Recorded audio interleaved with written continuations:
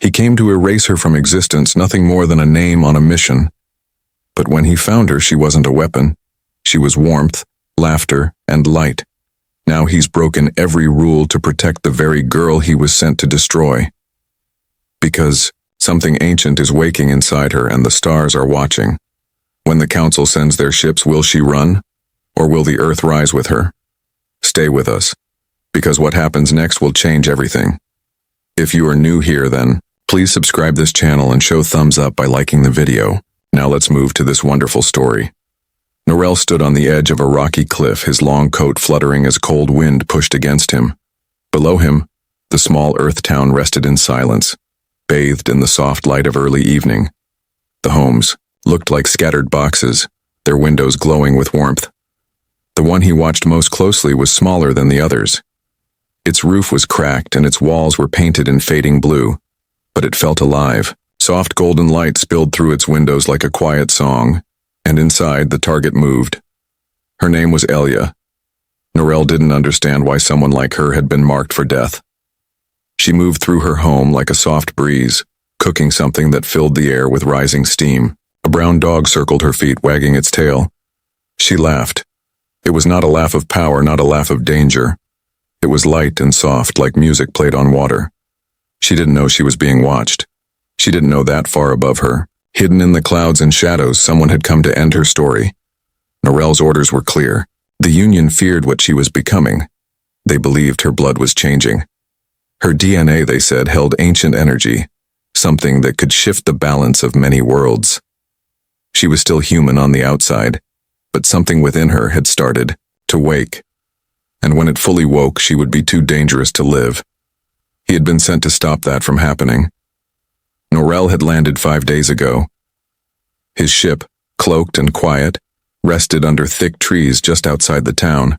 Every night he returned to this cliff. And every night he watched her. Each time he expected to see signs, something violent, something wrong. Instead, he saw her giving bread to birds, helping an old woman lift groceries, dancing in the park with wires in her ears and music in her mind. She worked at a bookstore. She smiled at strangers. She walked slowly and noticed flowers. And Norel, a man trained to erase threats, began to question the mission. His weapon rested beside him, sleek and quiet. It had taken many lives across stars and moons. He had never missed. He had never hesitated. But now his finger would not move. It hovered, ready to end her with a single pulse of light. No pain, no sound, just silence. But the silence did not come. Instead, he blinked and stepped back from the cliff's edge. His heart was beating fast. Too fast. He had been trained to keep it still, trained to stay calm. But now it thudded like a warning in his chest. Why? He sat under a tree, the leaves whispering above. He checked the weapon. Still perfect, still ready. But something inside him wasn't. Memories rose like mist. Long ago, before he became Norel the Eraser, before the suit and silence, his mother had told him stories. They were bedtime lies meant for children, but he had remembered them. One story was about a girl who would wake the stars, a girl whose voice could make machines sleep. It was just a dream, a myth. But now, looking at Elia, he wasn't sure. The next morning, Norel did something strange. He walked into town. He dressed like a traveler, his coat dusty, his boots worn, his face, usually hidden, now shone. He stepped into the bookstore where sunlight touched the wooden shelves. She was there. Elia looked up and smiled like she knew him. "You're not from around here, are you?" she asked. "Just passing through," he replied, his voice low. "Looking for anything special?" she asked, brushing a loose strand of hair behind her ear. "Maybe," he said. "Books about stars." She laughed. "I have too many of those. Come, I'll show you." She didn't ask his name. She didn't seem afraid. He followed her through the narrow aisles. The store smelled like paper and old stories. She touched the books like they were friends. Her fingers brushed one and handed it to him. As he reached for it, their hands touched. Not a jolt, not fire, but warmth, like touching something that remembered being alive. Later, Norel sat on a bench across from the shop. She helped an old man tie his shoe. She wasn't pretending. She wasn't hiding. And he still saw nothing dangerous in her. He couldn't see the power the Union feared. No sparks, no threats, just a girl who smiled at the world. That night he contacted the Union. A voice answered. Never a face. Report, it said. Target located, Norel said. Status? He paused. He looked at the photo on his wrist screen. Elia, younger, holding a flower, smiling. Target unreachable, he lied. A long silence. Continue surveillance. Finish the job soon, or someone else will. The call ended. Norel stared at the stars, cold and sharp, like tiny blades in the dark. He used to think Earth was messy, loud, weak. But now, sitting in the dark, thinking of her laugh, her hands, her smile, he wasn't so sure. What made her different? What made him stop? He didn't have answers. Not yet, but he knew one thing. He had come to end her world. Instead, he was starting to feel like he wanted to protect it. And that, he knew, was dangerous. Because it meant the first lie had already been spoken. And more would come. The next day began, with mist. It moved low over the town, hiding the streets in soft white folds. The fog made every sound quieter, every step slower. Norel stood outside the bookstore again, staring through the glass window. Inside, Elia moved with ease, wiping dust from the shelves, humming a quiet tune that only she could hear. It was a simple morning for her, but for Norel, everything had changed. He had lied to the Union. He had hesitated on a mission for the first time in his life. And now, he was walking toward her door again. A small bell above the door rang as he entered. Elia turned and smiled. "You're back," she said. "Found what you were looking for?" "Not yet," he replied. She tilted her head. "We just got a new box in the back. Want to help me open it?" He didn't know why he nodded, but he did. She led him through a narrow hallway into a small back room filled with shelves, boxes, and scattered posters of stars and galaxies. The air smelled like paper and something older, something peaceful. Elia pulled out a small knife and sliced open one of the boxes. "You don't talk much, do you?" she asked, not looking up. "I'm not used to talking," Norel answered quietly. "Are you from the city?" He paused, feeling the lie form again. "Farther," he said, careful not to stumble. She glanced at him, curious but not suspicious. "Farther?" she repeated with a small smile. "Mystery man." Then she went back to sorting books, trusting him without reason. After a moment, she asked, "What's your name?" Another pause, another lie. "Corin," he said, close enough to sound natural. "Corin," she repeated. "Cool name. I'm Elia. But you already saw that on the window, didn't you?" He nodded and allowed himself the smallest smile. It felt strange on his face, like wearing something too big or too new. They worked side by side, unpacking the books. She talked about her favorite authors, strange stories, and how she once cried reading a book about a dying planet. She made small jokes. He gave small answers. Every second he reminded himself of his purpose. She was the reason he was here. She was the danger. But with every word she spoke, that purpose drifted farther away. Outside, the fog lifted slowly. Sunlight touched the shop windows and the town woke from its quiet dream. Birds began to sing. Inside, Norel felt something shift. Not fear, not confusion, something softer. "Here," Elia said, pulling out a worn book from the bottom of the box. The cover was faded. The edges were torn. "This one's my favorite." She handed it to him like it was something fragile. He held it carefully. Inside, the pages were filled with drawings of stars, creatures made of light, and places that looked both impossible and familiar. "It's about a girl who speaks to the stars," she said. and a boy made of stone who learns how to dream. Together they save a world that forgot how to feel. Norel looked up at her. You believe stories like that? She laughed softly. I used to. Maybe I still do. He closed the book gently. Maybe they're real, he said without thinking. Their eyes met. Something passed between them. Unspoken but felt. The room felt too still. The air waited. Then she turned away, brushing her hair behind her ear. Want to grab coffee later? He blinked. Coffee? Yeah. It's hot, bitter, makes you feel alive. I'll show you. He nodded.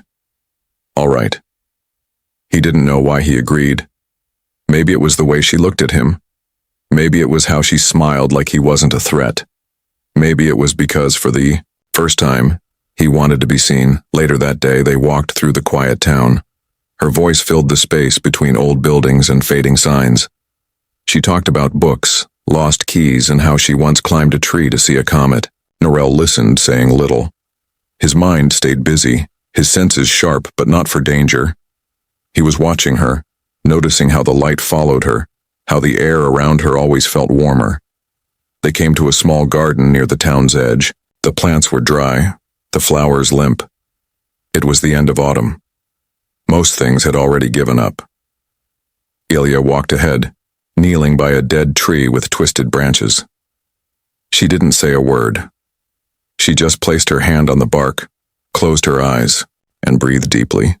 Norel froze. Something in the air shifted. Then it happened.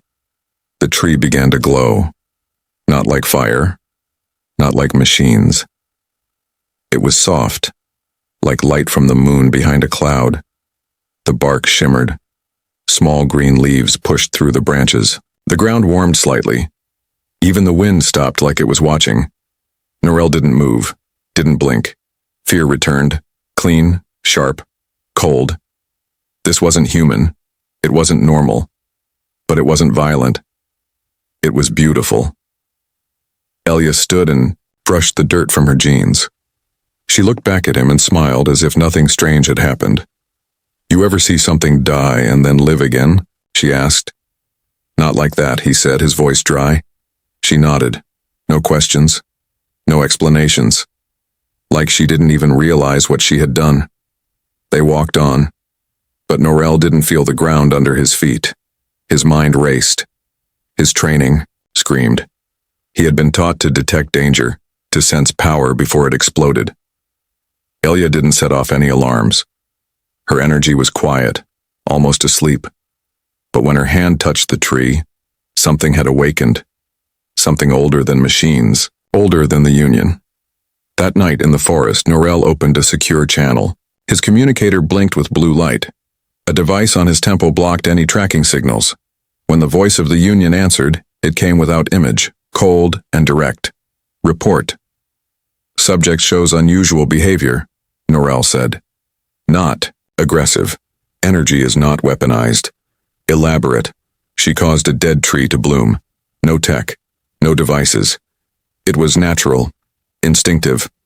A pause. Then the mutation is beginning. Norel closed his eyes. You must finish this soon, the voice said. If she continues to evolve, her energy will spread. Other worlds may respond. This is no longer just about Earth. I understand. Do you? The line went dead. Norel stood in the dark forest alone. No bird sang. No wind moved. Only stars blinked above like quiet warnings. He remembered something then, not from training, not from orders, from a dream he once had as a child. In the dream, someone stood on a broken world, holding a small light, and everything around them began to live again. He had always thought that person in the dream was him. But now, he wasn't so sure. It began with a sound only Norel could hear. A low hum, steady and sharp, like metal grinding against thought. It wasn't loud, but it filled his head. He was walking beside Ilya through the town's narrow path, her words drifting like feathers in the wind. When the sound turned into a stabbing pressure behind his ear, he stopped mid-step, one hand moving toward his side. His eyes scanned the sky, the rooftops, the shadows between parked cars. Something had arrived. Elia noticed the sudden shift in him. "What's wrong?" she asked, stepping closer. Norel forced a smile. It didn't reach his eyes. "Just a headache," he said. He gripped the small device in his pocket. It pulsed red. Not just a warning. A signal. Someone else had come. Another assassin. The Union had stopped waiting. They no longer trusted him. They were right not to. He walked her home slowly, pretending the world was normal. He nodded at neighbors, replied to her stories with quiet sounds, but his mind was sharp and ready. His senses stretched like wires across every surface. Every footstep. Every distant engine. Every breeze that didn't feel natural. Inside her home, she made tea again. He didn't touch it. She talked about books, about a child who had come into the shop and asked if stars were alive. He barely listened. He was listening to the outside world instead. He didn't sleep that night. He stood by her window watching the trees, and just before dawn he saw it, a ripple in the air. Not visible to humans, but to him it was clear. A shape moved above the forest near the edge of town. A ship, small, fast, hidden under a layer of distortion. He scribbled a quick note and left it on her table. Gone for a walk. Back soon. Then he vanished into the trees. The forest was still wet from last night's fog. He moved between branches with silent steps, following the signal that pulled at his bones. The hum grew louder, closer. Then he saw it. Partially buried in soil and leaves, the metal surface of a stealth ship shimmered in the dark. Near it stood a tall figure dressed in black armor, smooth, featureless. No light touched his face, but his silver eyes glowed like mirrors. "You're late," the figure said. Norel stepped into the clearing. "I wasn't expecting company." "You failed," said the other. His voice was flat, without anger. "I'm managing the situation," Norel said quietly. "You lied," the man answered, stepping forward. Norel didn't deny it. "You had one task," the figure said. "Eliminate the girl before the mutation reached phase 3. Instead, you follow her like a lost animal." "She is not what they think," Norel replied. The other man didn't move. "She is exactly what they think. And you are compromised." Norel's fingers moved toward his weapon. "Don't do this. You already chose your side." Then it began. The first blow was fast. Metal against bone. Norel dodged, rolled through wet leaves, came up with his blade in hand. The clearing shook with their movement. They were built the same, trained the same, and each knew the other's rhythms. But Norel fought harder, not with skill, with something the other could not understand. Fear, anger, something that looked like love. Branches cracked. The soil tore under their feet. Norel's blade struck true first, slicing through armor and flesh. The other fell, breath hissing from his mouth. Blood darker than red pooled at his side. Norel stood over him, breathing hard. His arm bled, his chest burned. But he was still standing. It was done, and there was no turning back now. Norel dragged the body deep into the forest, covering the signs of battle with broken branches and fresh soil. The ship he left untouched. It would not fly again. Not without its pilot. When he returned to Elia's house, dawn had already painted the sky with soft pinks and grays. She opened the door before he knocked. Her eyes widened when she saw him. His shirt was torn. His arm was bleeding. "What happened?" she asked, pulling him inside. "I fell," he said. Another lie. But this one hurt more than all the rest. She pressed a towel to his wound. Her fingers were careful, her touch steady. And again that warmth returned.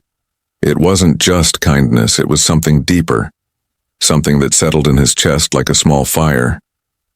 "You don't talk about yourself much," she said as they sat together later. "Sometimes it feels like you're not really here. Like part of you is watching from far away." He looked at her. At the way she sat with her legs tucked beneath her. at the way her hair fell over her shoulder like a quiet curtain.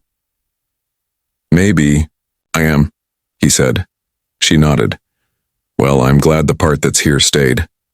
Those words struck something inside him, something that made the lies heavier, the silence harder. He wanted to tell her everything, but he didn't. Not yet. The next morning, whispers spread across the town. People talked about strange lights in the woods, strange sounds. Some thought it was a meteor. Others believed it was military testing. No one guessed the truth. Only Norel knew what had really happened. And soon, the Union would know too. Because before he died, the second assassin had sent a signal. They would come again. Not one. Not two. They would come in force. That night, Norel stood on Elia's rooftop. The stars moved slowly above them. The air was still. Then he heard soft footsteps. Elia joined him, her hands wrapped around a warm cup. "Do you ever wonder what's really out there?" she asked, leaning against the metal rail. "Every day," he answered. "Do you think they're watching us?" He looked at her, the girl who had brought a tree back to life, who healed with her hands without knowing how, who smiled like she hadn't changed the course of the universe. "Some of them do," he said. She didn't ask more. She just stood beside him. Quiet. Calm. But Norel knew the peace wouldn't last. He had betrayed the Union. She'd blood for her, and now they would come for them both. He didn't know what would happen next, but he knew he wouldn't let her face it alone. Norel stepped into Elia's kitchen as the sky outside began to shift. The clouds were no longer soft or slow. They moved like they carried a purpose, like something above had awakened and was now looking down. Inside, Elia was humming again, pouring tea into 2 cups. She didn't look up when he entered, but she felt the change in the air. Her fingers paused, the tune in her throat faded. "Elia," Norel said, his voice softer than it had ever been. "I need to tell you something, and I need you to believe me." She turned. Her eyes met his. There was no fear in them, only quiet curiosity. "Okay," she said, setting the cup down. He took a breath. "I'm not from here, not from this planet, not even from this part of the stars." She didn't speak. She didn't run. She just waited. "I was sent to kill you," he continued. "But I didn't, because I saw who you are, and I couldn't." Her hands trembled slightly, but her voice stayed steady. "Why?" "Because you're becoming something," he said. "Something ancient, something powerful. And there are others who fear that. They fear what you might become if you're not controlled." She sat down, her eyes never leaving his. "I always knew something was wrong with me," she whispered. "Since I was little, I could feel things. Machines thinking, trees breathing. I thought I was broken." "You're not broken," Norel said. "You're waking up." They sat. In silence, the world outside still turning slowly. A few birds sang, not knowing what was coming. Then she asked, "What happens now?" Norel looked out the window. "We send them a message." Together they left the house and walked into the forest. The earth beneath their feet felt heavier, like it knew what they were about to do. They reached the buried remains of Norel's ship. Broken, scorched, but not dead. A part of it still worked, enough to speak. Norel pressed his hand to a glowing panel. The old metal warmed under his touch. Lights blinked weakly. A communication screen rose from the soil. He turned to her and held out a small device. "Say what you feel," he told her. "Speak to the stars." Elia looked at the screen. Her hands trembled, but her voice did not. "I don't know what I am," she said, "but I know I'm not your enemy. I didn't ask for this power, but I won't let you silence me. I won't run. And I'm not alone." Norel sent the signal. It left the forest like a flare in the night sky, moving faster than light, faster than thought. Every ear that could hear across the stars would hear her now. Every watcher, every ruler, every enemy. "They'll come faster now," Norel said. Elia nodded. Good, she whispered. Let them. They returned to town, and the sky began to change almost instantly. Clouds rolled into strange shapes, static danced through power lines. People looked up, confused, scared. News spread quickly.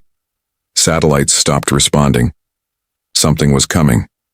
Then, the sky opened. A ship larger than anything Earth had ever seen moved through the clouds. It didn't roar. It didn't burn. It simply arrived. It cast a shadow that swallowed the sun. People screamed. Some ran. Some stood frozen. Cameras recorded. Phones buzzed. But no one understood what it was. Norel grabbed Elia's hand and pulled her into a narrow alley. We have to move, he said. No, she replied. We told them I wouldn't run. They didn't believe you, Norel said. They're here to erase you. She looked up at the ship. Her eyes glowed faintly. Then let them try. The ship hovered like a second moon. No sound came from it. Then a voice filled the sky. It spoke in a language no human understood, but Norel did. It was the Union's voice, cold, layered, made of many minds. You were warned, it said. You were told to end the anomaly. You failed. Norel stepped forward, placing himself between Elia and the ship. I failed on purpose, he said, and I would do it again. A moment passed. Then from behind them another ship landed, smaller, faster. A squad of soldiers stepped out, their armor dark and faceless. They didn't speak. They didn't hesitate. Each one had been trained to fight alone and win. They moved as one. Norel turned to Elia. You do not fight them. You run. If they take you, they won't, she said. I'm not running. Not this time. I won't let you die for me. You already did, she whispered. Norel moved first. His blade lit up with silent energy. He struck fast, faster than the eye. The soldiers met him head-on. Their weapons clashed with sparks. Buildings cracked. Glass shattered. The street shook under their fight. Norel fought like someone who had nothing left to lose and everything left to protect. Behind him, Elia watched. Then she stepped forward. A soldier turned his weapon on her and fired. A beam of pure light shot toward her chest but stopped. It folded in the air, bending away like it had hit an invisible wall. She raised her hand. The ground answered. Roots tore through concrete, wrapped around metal legs, and dragged the soldier down. Something ancient stirred. Lightning split the sky. The earth pulsed. Winds circled above them like a storm waiting for orders. Elia moved with slow steps, but every step made the air heavier. Her breath matched the rhythm of the ground. Her hands glowed brighter. Norel reached her again. Blood on his face, one arm limp. They will keep coming, he said. Then we make sure they can't, she answered. They stood together. Above, the large ship began to descend. No message. No threat. Only purpose. Elia looked up. Her eyes did not show fear. They showed something else. Understanding. She raised both hands. The ship paused. Lights flickered. Machines inside went silent. Then, it stopped completely. Norel dropped to one knee. Not from pain. From awe. Elia had become something more.